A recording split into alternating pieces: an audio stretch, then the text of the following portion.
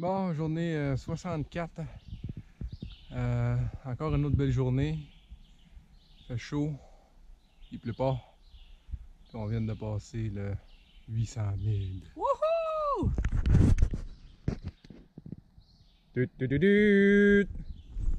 Ah, ils sont deux. Ils sont deux.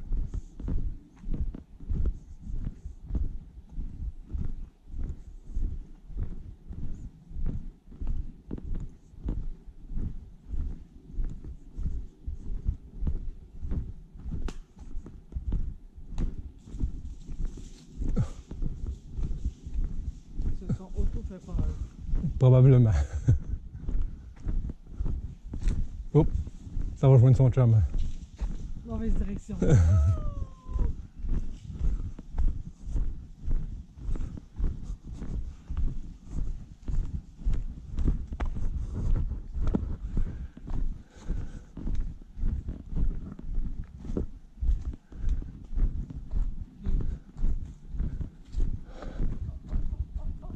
Qu'est-ce qu'il y a là? Ah, c'est l'écureuil. Ouais, la grande bravoure, les chevreuils, la grande bravoure. Sérieux? À 3 km d'ici.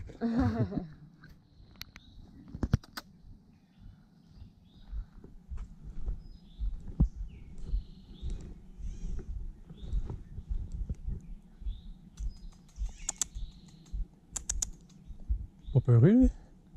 Qu'est-ce que tu fais là?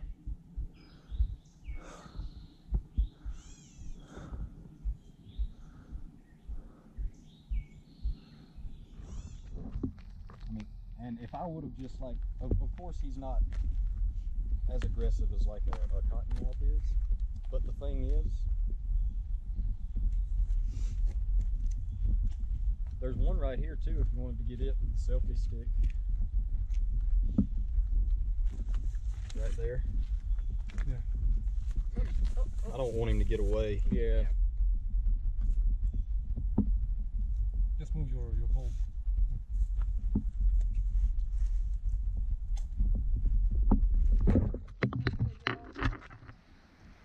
Bon, nous sommes la première journée de la semaine 11. On est actuellement dans le parc national de Shenandoah. Et puis, on vient de franchir 900 000. Wouhou!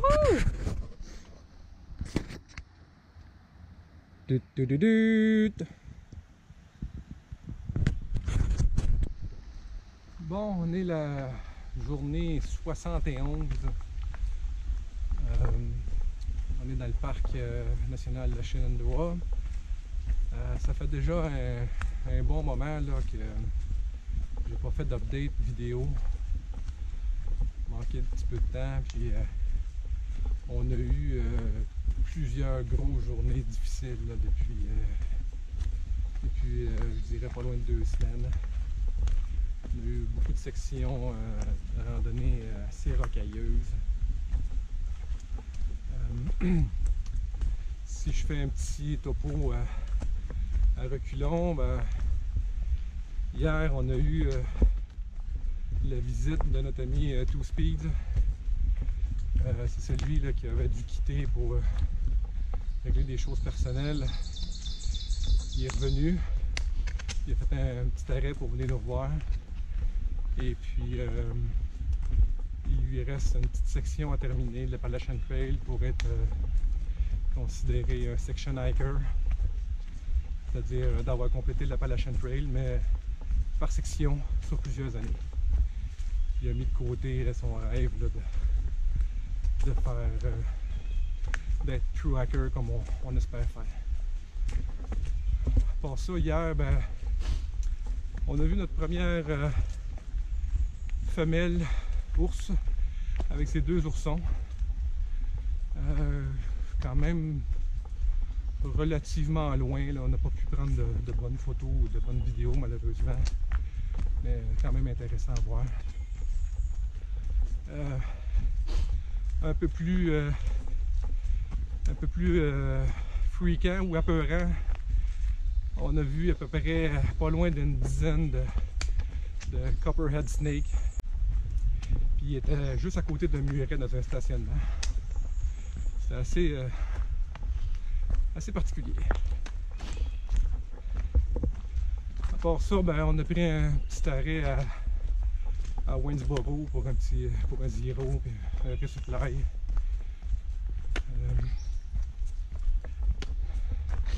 La météo, finalement, après plusieurs jours qui annonçaient de la pluie, puis qui n'en tombait pas, finalement on y a goûté avant hier. On a eu beaucoup de pluie.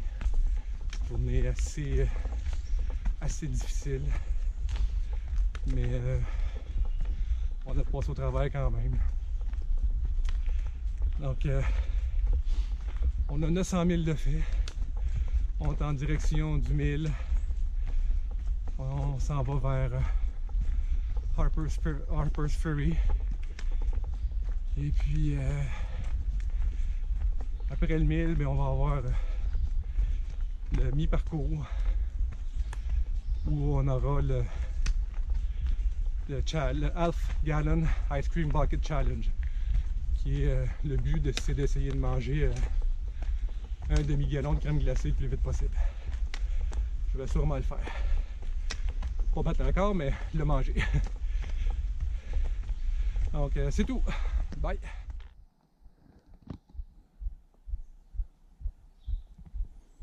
Vas-y, vois ta mère. Hein? Elle te regarde. Oh, tu marches encore en ivrogne, on dirait. Oh, j'ai manqué.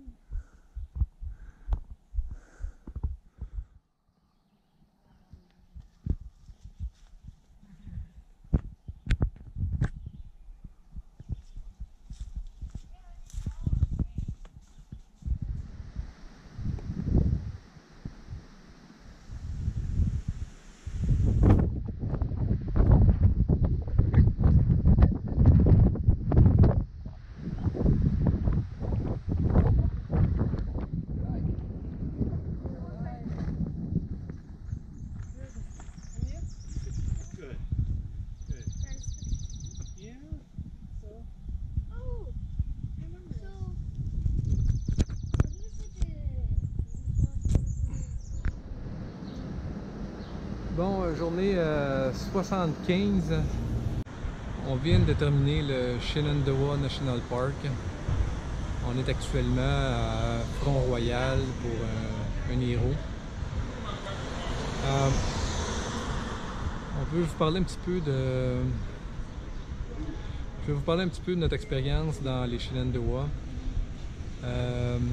C'était un beau parc qui est un parc un peu semblable à ce qu'on a au Québec, là, les parcs fédéraux. Beaucoup de zones aménagées, une grande route là, qui traverse tous les parcs. C'était intéressant aussi parce qu'il y avait des restaurants ou des petites épiceries où on pouvait acheter des choses. Par contre, c'était très cher. La partie de la randonnée, le sentier était quand même assez facile, pas trop rocailleux, pas trop de grosses montées.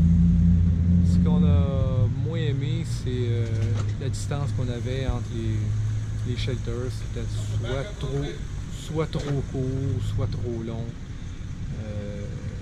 C'est à peu près une douzaine de milles entre chaque shelter, donc 12 000 c'était un peu court pour une journée, sinon 24, mais c'était des 24 000, mais c'était des grosses journées.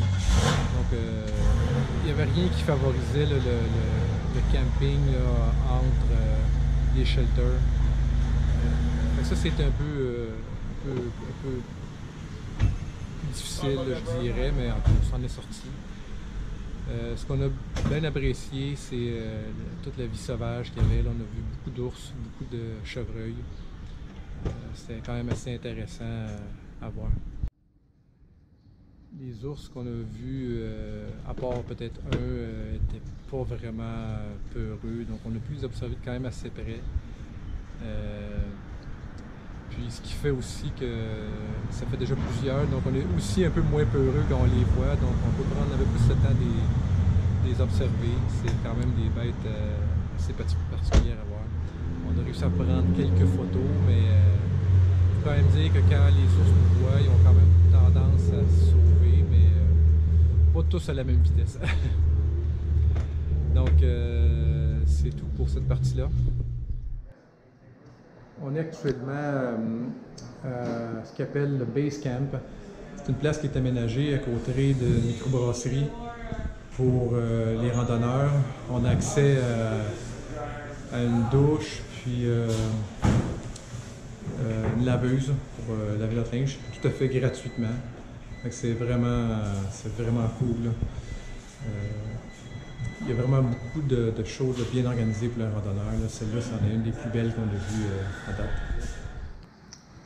Bon, dans le Base Camp, on a à notre disposition des casiers qu'on peut mettre nos sacs. Des casiers qu'on peut verrouiller avec un code à chiffres. Et puis, on a notre charmante invitée qui peut faire notre lavage tout à fait gratuitement. Et puis, on a un mur de graffiti où on peut écrire toutes sortes de trucs. Sweet and the Beast! Sweet and the Beast!